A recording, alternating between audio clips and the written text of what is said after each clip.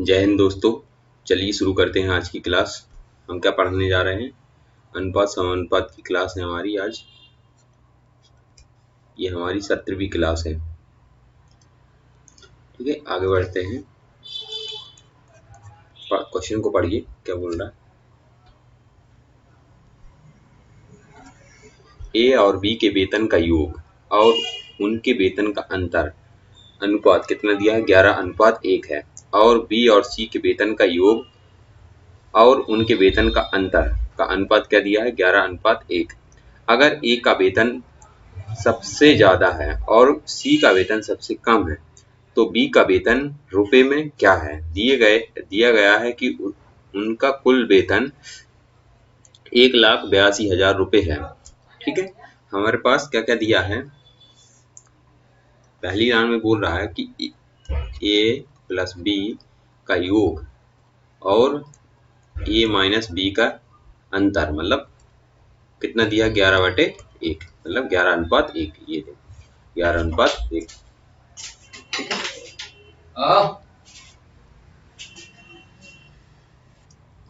तो क्या बोल रहा है? ए और बी का योग और अंतर निकाल लिया, लिख लिया हमने। और दूसरा क्या बोल रहा है? दूसरा इधर क्या बोल रहा है? बी और सी का योग और उनका अंतर। बी प्लस सी का योग और बी प्लस सी का अंतर कितना है? 11/1। इधर से हम ए और बी का निकाल लेंगे मान, ए और बी का, और इधर से बी और सी का। या तो आप इसको डायरेक्ट लिख लीजिए। कैसे? इसको ये बोल रहा है, इधर क्या बोल रहा है? अगर ए का वेतन सबसे ज्यादा है, इसको हम 6 मान लें, और सी का वेतन सबसे कम है, सी का वेतन छोड़ो, यदि इसको बी को 6 माना हो और ए को 6 मान लिया और बी को कितना मान लिया? 5, तो 5 6 11 और 6 में से 5 गए 1, तो हमने इसको 6 मान लिया और इसको 5 मान लिया। इधर भी बी को 6 मान लिया और सी को 5 मान लिया, तो इधर भी 6 5। तो अब देखो बी दोनों में कॉमन है, इधर भी 5 है और इधर भी 6 है। कितना है? 6। तो हम अनुपात क्या बना लेंगे? ए अनुपात बी अनुपात सी क्या बन जाएगा? 6 5 और 6 5। तो 5 और इधर 6 कितना बन जाएगा? 6 6 36, 6 5 30 और 5 25। ये हमारा अनुपात बन गया। उन बोला है इधर देखो बी का वेतन ज्ञात करना है। बी का वेतन ज्ञात करना है। दिया गया है कि उनका कुल वेतन कितना है? कुल वेतन अनुपात में कितना है? 36 30 और 25। तो टोटल वेतन कितना हो जाएगा? पार्ट में कितना हो जाएगा? ये इनको ऐड करेंगे, 3 3 6 7 8 8 91। कितना हो जाएगा? 91 पार्ट बराबर में 182। ठीक है, इधर से एक पार्ट निकल आएगा। एक पार्ट कितना निकल आएगा? 2000। इसको काट देना आप, कितना आ जाएगा? 2000। 2 बार जाएगा। ठीक है, इधर आ गए।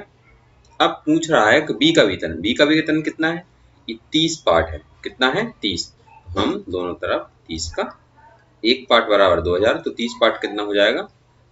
ये 3 दूनी 6, 60,000। ठीक है, ये हमारा आंसर बी वाला। आए समझ में? आगे बढ़े। चलो इसको देखिए क्या बोल रहा है ये क्वेश्चन। किसी भंडार घर में रखे नारंगी,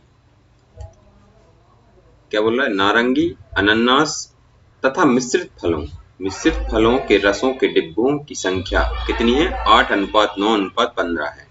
ठीक है, यदि नारंगी, अनानास तथा मिश्रित फलों के रसों के क्रमशः 25%, 33.33% तथा 20% डिब्बों की बिक्री की जाती है तो बचे हुए भंडार में रसों के डिब्बों की संख्या का अनुपात बताना है। क्या करना है? बिक्री जितनी कर दी वो अलग करके उनमें से जो बचेगा वो बताना है, बस उसका अनुपात बताना है। देखिए कैसे निकालेंगे, लिख लो क्या बोल रहा है। नारंगी,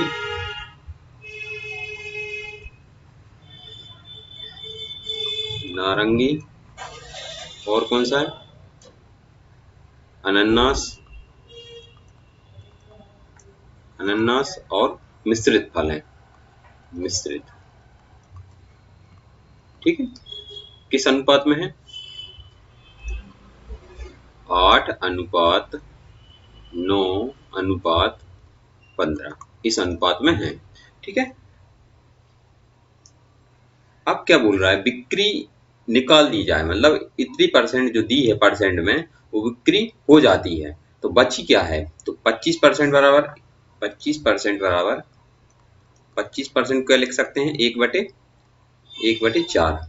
टोटल 4 थी, एक बिक गया तो कितनी बची, कितनी बची, 3।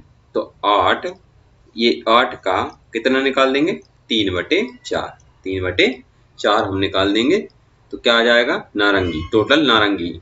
एक बिक गया, 3 बचे, एक बिक गया, कितने बचे, 3। तो 4 दूनी 8, मतलब इधर कितना आ गया, 6। इसी प्रकार कितना, 33% किसका, अनानास का, कितना, 33%, 33.33%। इसको क्या बोलते हैं, 1/3। टोटल 3 था, एक बिक गया तो कितना बचेगा, 9 का 2/3, 2/3 बचेगा। तो 3 दूनी 6, 2 दूनी 3 त्रिका 9, कितना, 3 त्रिका 9, तो 3 दूनी 6। ये आ गया 6 नारंगी का, और ये अनानास का 6 आ गया। अब इसका क्या है, कितने परसेंट, 20% बिक्री हो जाती है, 20%, 1/5। तो टोटल 5 था, एक बिक गया तो कितना बचा, 15 का 4/5, 4/5 बचेगा। तो 5 से ये कितनी बार कट गया, 3 बार, 3 चौके 12। तो हमारे पास अनुपात क्या बन गया, 6:6:12, 6:6:12। इसको कितने से कट रहा है, 2 से, ये सभी 2 से कट रहे हैं, तो कितना बचेगा, 1:1:2। ठीक है, ये हमारा आंसर आया समझ में। क्या करना था, नारंगी का अनुपात, अनानास का अनुपात और मिश्रित फलों का अनुपात दिया हुआ है, जिसमें से अब ये परसेंटेज, अब आगे के चैप्टर में हम पढ़ेंगे परसेंटेज, ये क्या है, मिक्स रहता है परसेंटेज और अनुपात, ये सभी में काम आते हैं। इसकी एक क्लास और लेंगे, अनुपात की लास्ट क्लास रहेगी उसमें, उसके बाद हम परसेंटेज स्टार्ट करेंगे। ठीक है, उधर आपको बेहतर से समझ में आएगा। आगे बढ़ते हैं, इसको देखिए,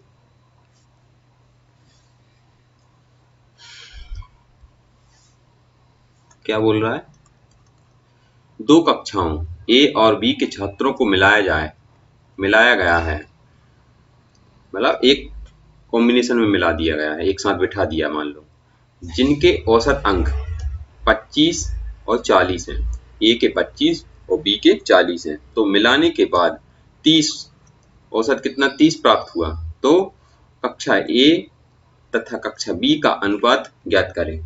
हमने देखा था जैसे दूध को मिला दिया था, अनुपात बनाना था, उधर इधर भी ऐसे ही करना है कि ए और बी का क्या दिया है, औसत 25 और 40, दोनों को मिलाने के बाद कितना आ रहा है, टोटल 30। तो हम देखते थे इन दोनों का अंतर इधर लिख देंगे और इन दोनों का अंतर इधर लिख देंगे, वही हमारा अनुपात होगा। क्या आ जाएगा, इधर 5 और इधर 10।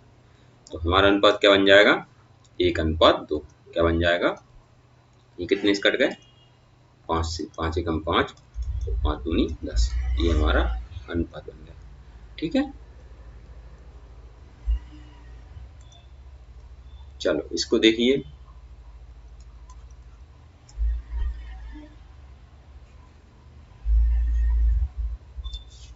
क्या बोल रहा है क्वेश्चन,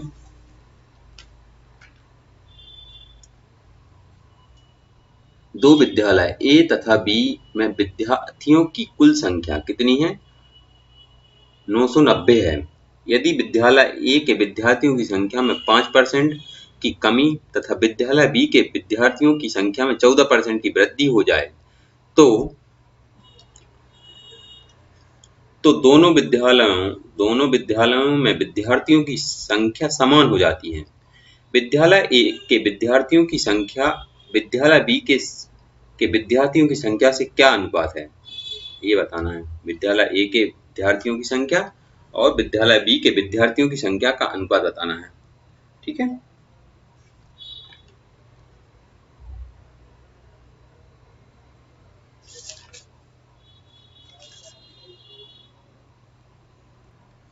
चलिए देखते हैं क्या कर दिया है। क्या बोल रहा है, यदि विद्यालय, इसको छोड़ो ये वाली लाइन को, यदि विद्यालय ए के विद्यार्थियों की संख्या में 5% की कमी कर दी जाए, यदि कोई विद्यालय ए है उसके 5% करेंगे तो कितना बचेगा, 95। और तथा विद्यालय बी के विद्यार्थियों की संख्या में 14% की वृद्धि हो जाती है, तो दोनों विद्यालय की संख्या समान हो जाती है, मतलब बराबर हो जाती है। विद्यालय बी के संख्या में 14% की वृद्धि करते हैं तो वृद्धि कितनी हुई, 100 से 114 हो गई, तो 100 से 100 कट जाएगा इधर से, ये क्या हो गई, बराबर। ठीक है, तो इधर से क्या निकल आएगा हमारा, ए और बी का मान, वही बताना है बस, कुछ नहीं है। तो इधर कितने से कट रहा है ये, 19 पन 95,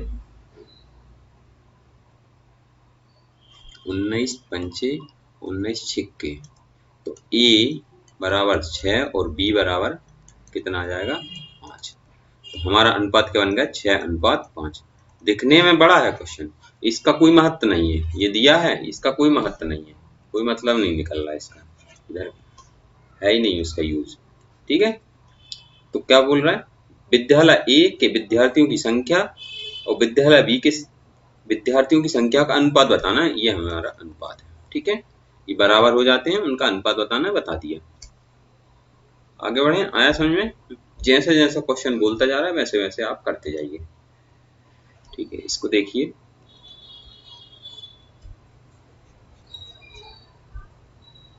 दो क्रमागत बसों की मेरी आय 2:3 के अनुपात है और व्यय कितना है, आय कितनी है, इसकी आय देखिए, आय ये लिखी है, आय 2:3 और व्यय क्या है, 5:9। दो क्रमागत वर्ष, पहले वर्ष ये है, दूसरे वर्ष ये है, इसी प्रकार व्यय पहले वर्ष 5 है, दूसरे वर्ष 9 है। यदि मेरी आय दूसरे वर्ष में कितनी है, 45,000 रुपये हो और पहले वर्ष मेरा व्यय खर्च कितना है, 25,000 रुपये, लिख लेते हैं। आय पहले वर्ष और दूसरे वर्ष क्या क्या है, 2:3, कितनी है, 2:3। और व्यय क्या है, व्यय पहले वर्ष कितना है, 5:9। ठीक है, अब जैसा जैसा बोल रहा है, क्या बोल रहा है, मेरी आय, इधर क्या लिखा है, मेरी आय दूसरे वर्ष में कितनी है, दूसरे वर्ष में कितनी है, 45,000। तो 3 पार्ट बराबर कितनी है, 45,000। ठीक है, तो एक पार्ट बराबर कितनी हो जाएगी, एक पार्ट बराबर 15,000। ठीक है, तो दो पार्ट बराबर 30,000, 30,000। ठीक है, आया ये बात समझ में, एक पार्ट बराबर, देखो इधर लिख लेते हैं, एक काम करते हैं,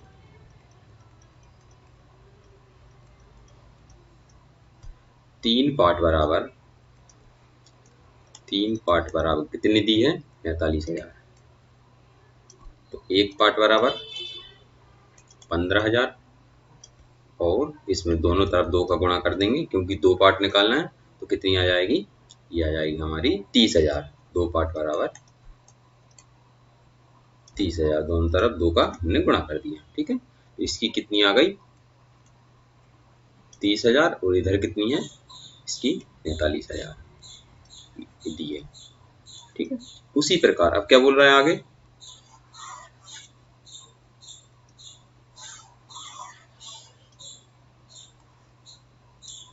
आगे क्या बोल रहा है कि पहले वर्ष मेरा व्यय, पहले वर्ष क्या है, 5, तो 5 पार्ट बराबर कितना है, 25,000, कितना है, 25,000।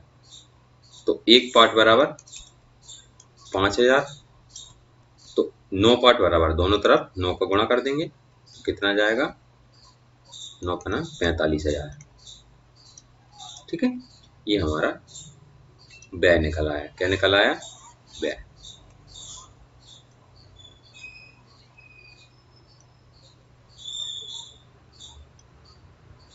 क्या निकल आया? व्यय।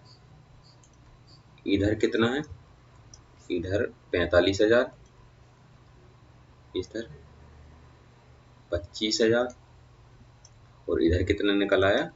45,000। अब वो पूछ रहा है तो दोनों वर्ष में कुल बचत क्या है? तो पहले वर्ष कितनी बचत हो गई उसकी? पहले कमा कितना रहा था? आय कितनी थी? 30,000। खर्च कितना कर दिया? 25,000। तो बचत कितनी हो गई उसकी? 5,000। 5,000, ठीक है। कितनी हो गई? 5,000।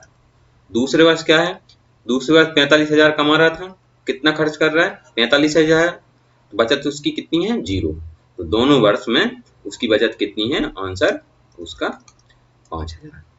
ठीक है, आया समझ में? उसकी बचत कितनी है? 5,000। ये डी वाला ऑप्शन आपका।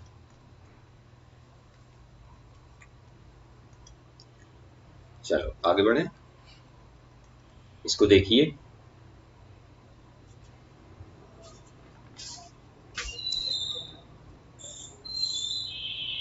ऋतिक, वैभव और अनमोल की आय का अनुपात क्या दिया है? 4:5:6 और उनके व्यय का अनुपात 5:6:7 है। अगर अनमोल अपनी आय का कितना परसेंट बचा रहा है? 20%। कितना? 20% बचाता है। तो उनकी बचत का अनुपात बताना है, उनकी बचत का अनुपात बताना है। ठीक है, ऋतिक, ऋतिक, वैभव और कौन है? अनमोल। ठीक है, ये 3 है। उनकी आय का अनुपात क्या है? 4:5:6। ठीक है, 4:5:6। ये काय का अनुपात है? आय का। आय का।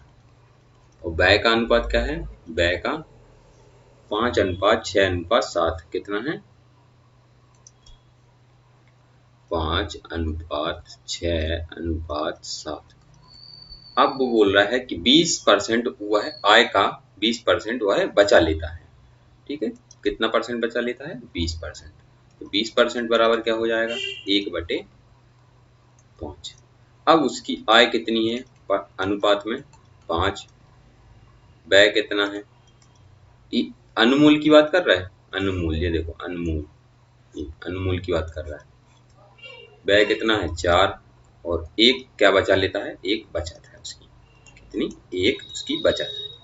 अब देखो, अब आय और व्यय इस अनुपात में होनी चाहिए, होनी चाहिए कि नहीं होनी चाहिए? 5:4 में। तो हम क्या करेंगे?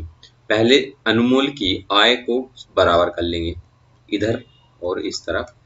ये देखो अब बराबर हो गई, इधर 7 का गुणा कर दिया, इधर 6 का गुणा कर दिया। तो ये अनमोल की आय बराबर हो गई। और किस अनुपात में बांटना है? 5:4 में। तो 5 ऊपर गुणा कर देंगे, 5 नीचे, 4 नीचे। तो इस प्रकार हम इस ऊपर आय में 35 का गुणा कर देंगे और इधर कितना? व्यय में 6 चौके 24 का गुणा कर देंगे। तो करिए, कैसे करेंगे? क्या बन जाएगा हमारा अनुपात फिर नया? आय और व्यय। आय का अनुपात क्या बन जाएगा? 5 चौके 20, 7 दूनी 5 चौके 20, 7 दूनी 14, 140। 140 ऋतिक की आय हो गई। फिर कितना? 5 25, 7 25 सत्ते 175। 175 हो गया। और 6 पंचे 30, 7 3 21, 221, 210। ठीक है, इधर इसी प्रकार इस व्यय में गुणा कर लीजिए पूरा। 5 चौके 20, 6 दूनी 12, 120, 120, 6 छीं 36, 36, 36 चौके 144, 144, 7 चौके 28, 7 6 चौके 24, ये हो जाएगा 168। ठीक है, अब इसको इसमें से घटा दीजिए, क्या बचेगा? इधर 20, इधर क्या बच रहा है? 1 और 3, 31, इधर 2, 7 4 42। हमारा अनुपात क्या आ गया? 20, 31 और 42। ये हमारा व्यय का अनुपात आ गया। ये व्यय का नहीं, ये आ गया हमारा बचत का अनुपात। बचत का अनुपात घटाया क्यों? आय को आय जो टोटल आय में से खर्च को हम घटा देंगे तो क्या बचेगा? बचत। हमारा आंसर क्या आ जाएगा? इनमें से कोई नहीं। क्या आ जाएगा? इनमें से कोई नहीं।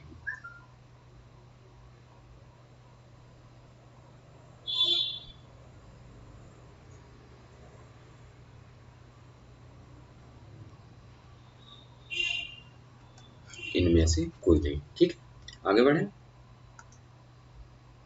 ये भी इसी टाइप का क्वेश्चन है, पिछले वाले टाइप का। देखिए इसको भी क्या बोल रहा है। ए बी की आय का अनुपात दिया है, व्यय का अनुपात दिया है। तो आय का अनुपात, आय और व्यय का क्या दिया है? ए बी और सी का कितना दिया है? 5:7:4। और व्यय कितना दिया है? 6:5:3। ठीक है। अब देखो, ए की आय, ए की आय, ए की आय का केवल 20% बचाता है। 20% बचाता है। तो क्या करता है? 20% बचाता है। इस बार अब ए को बराबर करेंगे हम। क्यों करेंगे? क्योंकि 20% बराबर 1/5 है। 5 उसकी आय हो गई, 4 उसका व्यय हो गया, व्यय, आय और 1 उसकी बचत हो गई। ठीक है। तो पहले तो इनको बराबर करने के लिए ऊपर नीचे किसका गुणा करेंगे? 5 का, इधर 6 का, इधर 5 का। फिर किस अनुपात में करना है? 5:4। ठीक है। तो ऊपर 5 छक्का 30 और नीचे 5 चौके 20 का गुणा कर देंगे तो हमारा क्या हो जाएगा? इनका अनुपात बन जाएगा। और उनको आय को व्यय में से घटा देंगे, आय में से व्यय को घटा देंगे तो क्या आ जाएगा? हमारी बचत। तो कर दीजिए, आय और व्यय खर्च कितना है? 5 25, 25 छिक्का 150, कितना? 150, 150। 7×5 = 35, 35 दूनी 70, 7 21, 210। ठीक है। और 5 चौके 20, 20 छिंग 120, 120। इधर नीचे देखो, 6 पंचे 30 और 30 चौके 12, 120।